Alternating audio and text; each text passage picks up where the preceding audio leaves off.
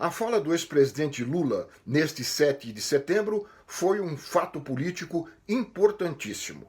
Depois de uma longa prisão determinada para afastá-lo das eleições presidenciais e de quase meio ano de recolhimento devido à pandemia, ele fez um discurso de estadista em meio ao desmonte do Estado brasileiro. Falou, é claro, pelas redes sociais. Na televisão, só a heróica TVT transmitiu ao vivo e no rádio, uma exceção honrosa foi a Rádio Brasil Atual. Firme no seu papel de partido político, a mídia comercial silenciou. Para o Jornal Nacional da Rede Globo, do dia 7 de setembro, o discurso do Lula não existiu.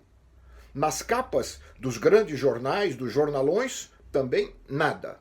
A Folha, para não passar a recibo, fez uma matéria interna bem envergonhada e não perdeu a oportunidade de usar o verbo atacar no título da matéria. Diz que Lula ataca o presidente. É sempre assim. Quando partidários do jornal fazem comentários críticos, o verbo usado é criticar. Quando são os adversários, como é considerado o ex-presidente Lula, o verbo é atacar, para ser bem agressivo. Amigos são educados, só criticam. Inimigos são violentos, atacam. E segue essa valsa triste da mídia comercial brasileira. O discurso do ex-presidente, nas circunstâncias atuais do país, assemelha-se muito àquela entrevista famosa dada por Getúlio Vargas em 1949 ao jornalista Samuel Weiner. Deposto em 1945, Getúlio retirou-se para sua fazenda no Rio Grande do Sul.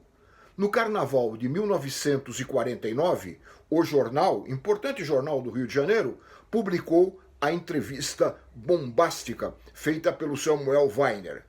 Getúlio dizia que voltaria como líder de massa, como de fato voltou, vencendo as eleições de 1950. Neste 7 de setembro, Lula também disse que estava de volta, mas fez mais do que isso. Apresentou uma radiografia da destruição do país, obra do atual desgoverno, e se propôs a reconstruí-lo, a reconstruir o país. Mas não havia um jornal para destacar uma proposta como essa para a primeira página, ou uma TV que desse destaque ao acontecimento, um fato jornalístico importante sob qualquer aspecto que se queira analisar. Espero que as escolas de comunicação, os cursos de jornalismo, examinem esse fenômeno antijornalismo com profundidade e extensão. Em qualquer país democrático, a fala de um líder da oposição chega com destaque à população através da mídia.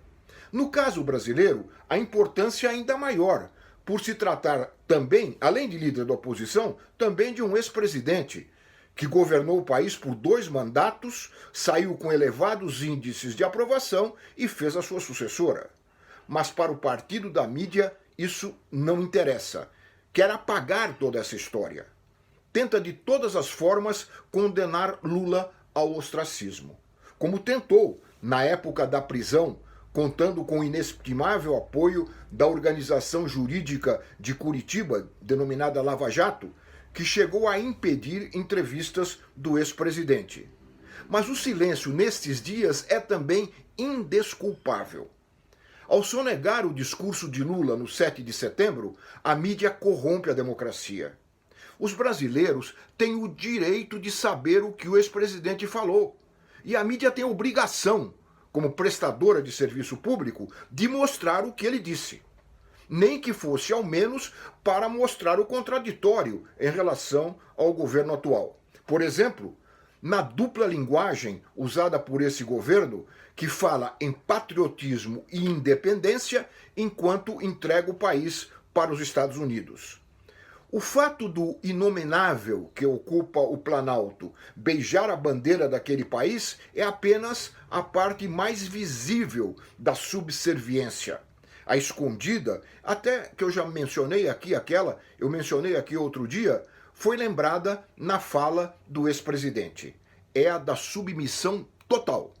A manutenção do Brasil pela Força Armada na condição de colônia dos Estados Unidos. Vejam o que o Lula falou no 7 de setembro sobre esse assunto. O governo atual subordina o Brasil aos Estados Unidos de forma humilhante e submete nossos soldados e nossos diplomatas a situações vexatórias e ainda ameaça envolver o nosso país em aventuras militares contra os nossos vizinhos, contrariando a própria Constituição para atender aos interesses econômicos e estratégicos militares norte-americanos.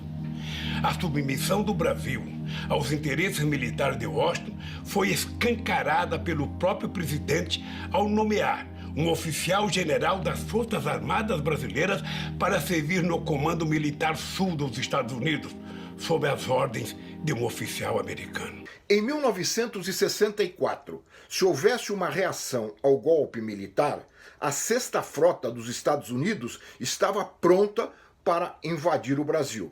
Agora, em 2020, nem isso será preciso.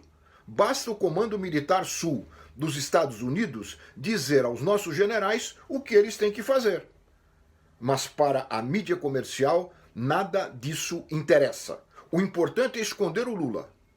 Eu só espero que os pesquisadores do futuro não se baseiem nessa mídia para escreverem esta triste história deste período no Brasil.